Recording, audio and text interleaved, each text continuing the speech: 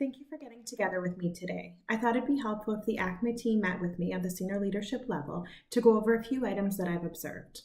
As you can see from the notes I've gathered in regards to China, India, and France, we've gathered a lot of information about how global exchanges can work for ACME. As we talk about exchange rates are a currency value, meaning what the dollar bill may be worth in the US might be much more less in another country. This can be beneficial to global business for one reason. The money is worth more in another country than it is in the US, or on the flip side, the money in the US could be worth less and be non-beneficial to doing business in that particular country. If we look at the three countries we've been analyzing throughout this project, we find that China, the US dollar is equivalent to $6.54 in China. That's almost 6 times what it's worth in the US today. If we look at India, the US dollar is equivalent to $64.42, which is a huge increase from what the dollar bill is worth today in the United States. While some of the stuff may end up being more expensive in India, the value of a dollar is worth much more in India. Lastly, if we take a look at France, the US dollar is equivalent to 85 cents of the euro. In this instance, the currency exchange, the US dollar is worth 15 cents less than it is in the United States. Whereas if we think about doing global business with France, we might want to be cautious of that as the dollar isn't worth as much and we may lose money in the end. If we look next at trade barriers, the effect of trade barriers on a business, consumers, and government shifts over time. When the prices are higher for goods, this can result in reducing consumption of an individual consumer and by business.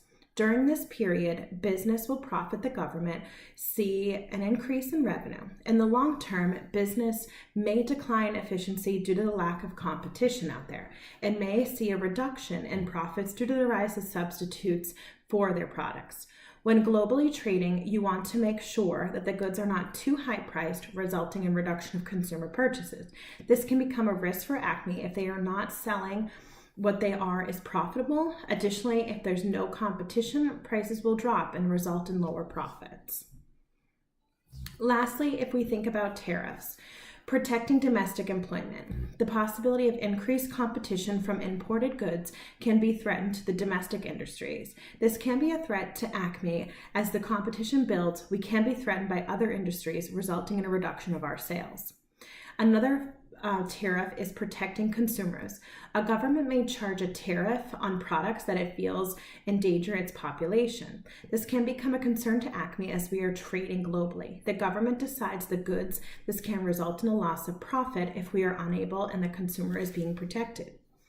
Infant industries. They increase the prices of imported goods and create a domestic market, domestically producing goods while protecting those industries being forced from one competitive pricing to another. This works in our favor as a company, as an ACME, would be protected and forced out of the running based on competition and pricing. National security.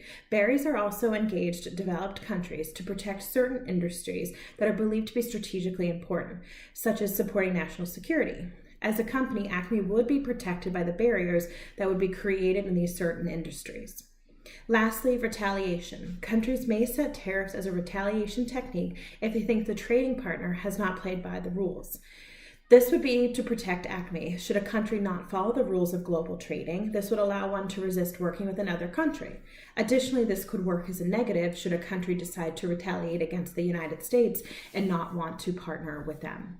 I hope you enjoyed this quick debrief on these 4 topics, and we look forward to meeting with you again as we decide to move more global trading. Thanks so much.